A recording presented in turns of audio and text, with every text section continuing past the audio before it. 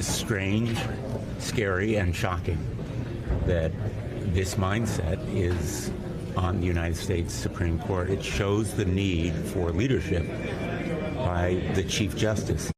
Senator Blumenthal discussing these latest revelations about Justice Samuel Alito's judgment, ethics, and some of the way he has apparently been misleading to the government about his own recent conduct. Tonight, Senate Democrats, though, are going on offense. I've mentioned this bill before. Tonight, they're trying to get a vote on an ethics bill, which would require a more binding approach to ethics and conduct for the Supreme Court, including a new investigating mechanism so that violations of ethics rules would actually be dealt with rather than allowing justices to police themselves, which is clearly failing.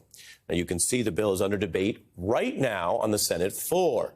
You can see Democratic Senator Welch there making his arguments. The Democrats are largely aligned on this issue. The majority of the caucus has already co-sponsored the ethics bill. And all of this comes against the bombshell comments that Alito made, secretly recorded by an activist, Lauren Windsor. In that tape, Alito talks about many things. We've covered some of that, but he also goes after an investigative outlet, ProPublica, that has actually just been reporting facts. I want to be clear about this. What ProPublica has largely done is revealed things, including things about gifts and other hidden activities that now Justice Thomas and others have had to acknowledge, exposed for lavish trips and millions of dollars over the years in gifts. Here's one of the recordings. I just wanted to ask you, why do you think the Supreme Court is so attacked and being so targeted by the media these days? Well, I think it's a simple reason. They don't like our decisions, and they don't like how they anticipate we may decide some cases that are coming up. And there are groups that are very well funded by ideological gifts that have spearheaded these attacks. ProPublica gets a lot of money, and they have spent a fortune investigating crimes on the everything that he's ever done in his entire life. And they've done some of that to me too.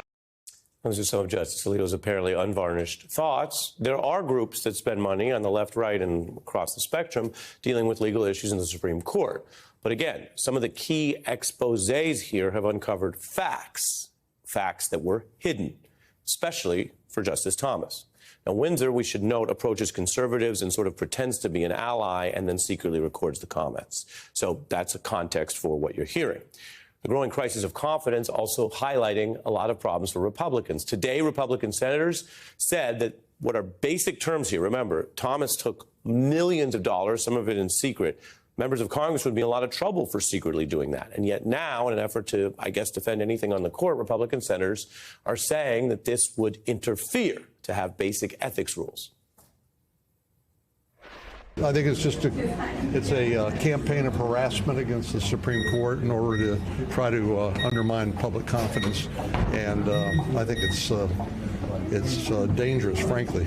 It's absurd. And to threaten funding, I mean, remember, they're an independent branch of government. I mean, they have life appointments. This would be an unconstitutional overreach. This would undermine the court's ability to operate effectively. And it's been a continued effort by our friends on the Democratic side to undermine a court they don't like. Now, there are a lot of debates about this Supreme Court. And it is certainly true that Democrats in the Senate and writ large have been very critical of a bunch of the court's decisions. But the bill tonight is not about punishing or let alone trying to reverse those decisions which Congress cannot do. It is a very straightforward bill to mandate some ethics in the face of these ethics violations. And it is striking to see the party of so-called limited government, the Republicans, not only oppose that, but apparently, and again, we're covering this as it happens, potentially filibuster it so there can't be a vote in the United States about whether or not the public, through their representatives, want to have binding ethics on our Supreme Court. We mentioned ProPublica. Well, we have a special guest tonight. ProPublica reporter Justin Elliott, who's been extensively reporting on the Supreme Court on these issues. Thanks for being here, Justin. Yeah, thanks for having me. First, given the comments from Justice Alito, any response from you? Yeah, I mean, candidly, I found it surprising because what he's saying, the allegation that our reporting specifically was ideologically motivated because we didn't like the court's decisions. I mean, it's just speculation, surprising coming from a Supreme Court justice because it's based on no facts. I can tell you because I and a couple of my colleagues are the ones that did the reporting. This reporting started very organically. We were looking at the travel practices originally of all of the Supreme Court justices. We looked very hard at some of the Democratic appointed justices, and we simply haven't found, examples of like George Soros funding the life of Elena Kagan or something like that. There's no evidence that anything like that has happened at this point. What we found is that Justice Thomas and Alito are outliers. Yeah, that's an important point you're making, that what he said there was an assertion. He was asserting that this was targeting or solely focused on him or Thomas for their views. And you're saying on the record tonight, because you did the reporting with your colleagues, that that's false, that you looked at all the justices and looking at, again, thanks to your reporting, we'll put up just the Thomas chart.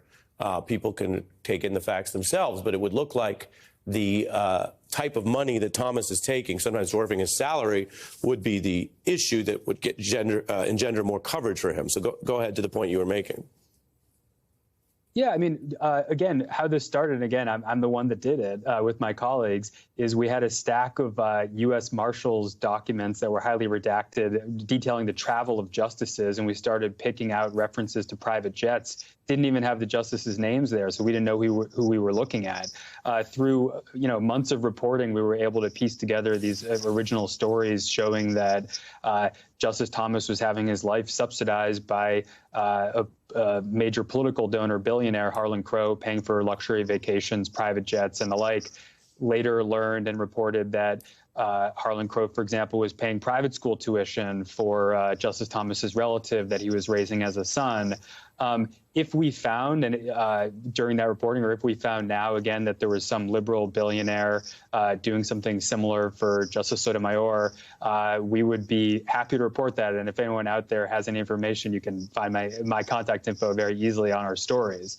So that's the first thing I would say. Justice Alito also said that ProPublica had spent a fortune, I think was his word, on this. And, I guess the definition of that term is debatable, but we're talking about the salary of a few reporters and some travel expenses. So, we're just the tools for this work are a telephone and a computer. Yeah, all very interesting to get you on the record on that. We're looking at live images here of the Senate floor. I believe Senator Coons speaking. I mentioned that this has political overtones. I think to fairly cover the Supreme Court, there's a strong set of reactions. You could call them political, ideological. You could say they're about rights. But people care a lot for those reasons. And yet the ethics package on the table is simply about having a bit more oversight than the current zero oversight, because, again, nobody can do anything about this unless Congress changes it. Your view on sort of how we got to this point and what it means to have Republicans potentially blocking even a vote on such a basic measure tonight, 6:30, 4 p.m. in the D.C. Senate, and they're still going. Yeah, I mean, the context here, and I was surprised to learn this when I got into this reporting last year, is that the Supreme Court, paradoxically, given that it's, one of the most powerful bodies in our government, has very few binding ethics rules. Like, I can't tell you how many calls I got from ordinary federal government workers after we did this reporting saying, they can't even take like a $50 lunch or T-shirt or something like that. And Supreme Court justices were taking, as you mentioned, hundreds of thousands, potentially millions of dollars worth of travel and other gifts, including, by the way, in Justice Alito's case, travel from a hedge fund billionaire whose hedge fund actually had cases at the court that Justice Alito did not recuse himself from. So this sort of thing would not be allowed for ordinary workers of the federal government. Even Congress, not known as necessarily a paragon of ethics, has much stricter rules than the court. So that's the context. I think people can disagree about whether there should be stricter rules. The bill being proposed here would impose, I think, somewhat modestly tighter rules. I don't think you're going to see this become law anytime soon, but we'll see. Yeah, and we're charting that again as they work into the night and have that push for a vote on the Senate floor. Justin Elliott, thanks so much for joining us.